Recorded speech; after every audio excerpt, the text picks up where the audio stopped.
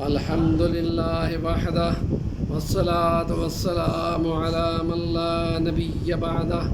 أما بعد أعوذ بالله من الشيطان الرجيم بسم الله الرحمن الرحيم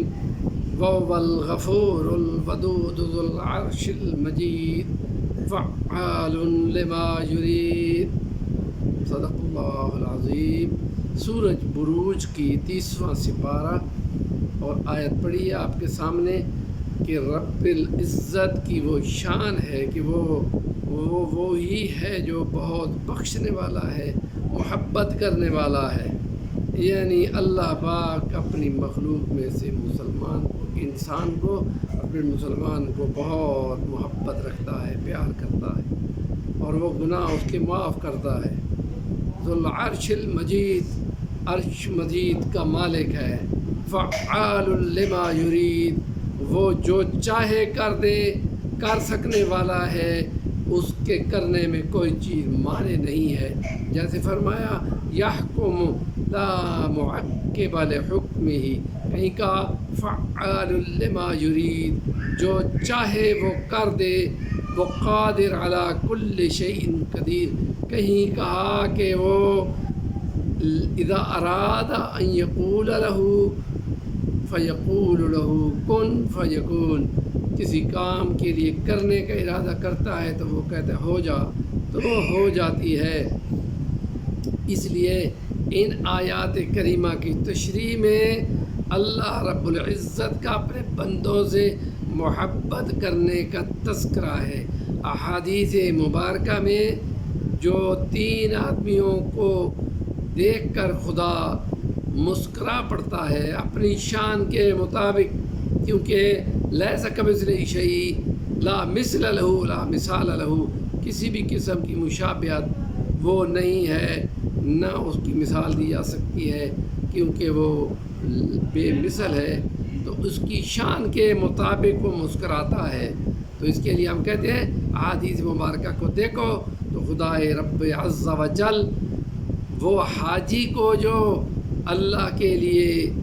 طواف اور حج کرتا ہے اور 7 چکر لگا کر اور اپنے سر کو ٹینڈ جب کراتا ہے تو اس وقت وہ اپنی اس کنڈیشن میں ہوتا ہے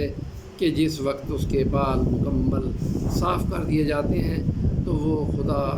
یوں دیکھتا ہے اس کو کہ گویا وہ اس کو مسکرا رہا ہوتا ہے کہ پہلے کتنا بنا پھرتا تھا، فن خان ہو کے پھرتا تھا، آپ ذرا اس کو دیکھو، اس کی حالت دیکھو۔ گویا کہ خدا اپنے بندوں کو یوں ملنگ کی صورت دیکھ کر مسکراتا ہے۔ دوسرا مرحلہ وہ ہے کہ جس میں بندوں کے اعمال تولے جا رہے ہیں، تو ان اعمال کے تولے جانے پر خدا اپنے بندے کو کہتا ہے اپنے اعمال دیکھ، تو دیکھو ذرا اعمال، تو وہ چاہتا ہے کہ میں خدا کے سامنے شرم کرتا ہے یا خوف زدہ ہوتا ہے یا جو بھی ہے، وہ کہتا ہے چھوٹے چھوٹے اعمال گنتا ہے، چھوٹے چھوٹے اعمال گنتا ہے، تو خدا تعالیٰ فرماتا ہے اچھا ٹھیک ہے ان تمام اعمال کو نیکیاں بنا دو،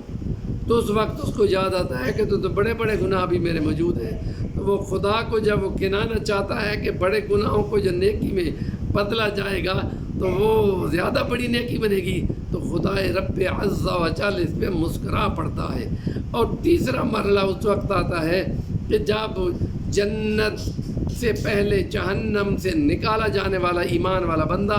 جب وہ جہنم کی وادیوں سے نکلتا ہے تو وہ آرزوئیں کرتا ہے خدا سے بہت زیادہ، اے خدا اس لاٹ اور اس دھوئیں اور اس آگ کی لاٹوں سے جو جہنم سے نکل رہی ہے مجھے ذرا دور کر دے، تو خدا تعالیٰ اس کو دور کر دیتا ہے، دل میں رکھتا ہے کہ تو پھر اور کچھ نہ مانگنا۔ ایک خاص فاصلے تک خدا اس کو لے جاتا ہے،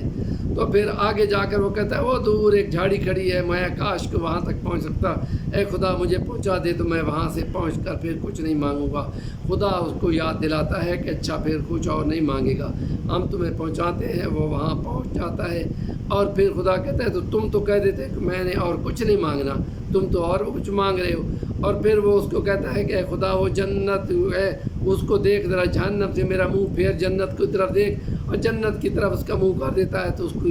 لالیں بہہ نکلتی ہیں اور وہ خواہش کرتا ہے کہ کاش میں دروازے تک جا لگتا۔ خدا کہتا ہے پھر اور کچھ نہیں مانگے گا، پکا عہد ہے۔ تو وہ کچھ دیر رک کر دیکھتا ہے، پھر اس کی حسرت جاگ اٹھتی ہے اور پھر دعائیں کرنے لگ جاتا ہے، بار بار دعائیں کرتا رہتا ہے۔ اور پھر خدا کہتا ہے اچھا بھائی تم نے دروازے تک پہنچا دیتے ہیں، پھر اور کچھ نہ مانگنا۔ جب وہ دروازے تک پہنچ جاتا ہے تو پھر تو اندر کے منظر اس کو نظر آتے ہیں، تو پھر اور اس کا دل بہہ اٹھتا ہے۔ تو پھر وہ تھوڑی دیر چپ رہتا ہے، پھر جاگ اٹھتا ہے، پھر کہتا ہے خدا تو اتنا مہربان ہے، ایک میں ہی بدبخت ہوں جو جنت کے دروازے تک پہنچ کر بھی جنت سے محروم کھڑا ہے۔ اور پھر وہ دعائیں کرتا ہے، خدا اس کی دعا قبول فرما لیتا ہے اور پھر مسکرا پڑتا ہے۔ یہ خدا کا مسکرانا اپنی شان کے مطابق ہے، یہ اپنے بندوں سے پیار ہے۔ نیکی کی بات کا ابلاغ ضرور کرو اور اس کو آگے کنوے ضرور کرو۔ جزاکم اللہ احسن الجزا۔ ہمارے چینل کا نام ہے صفی الرحمن الوانی۔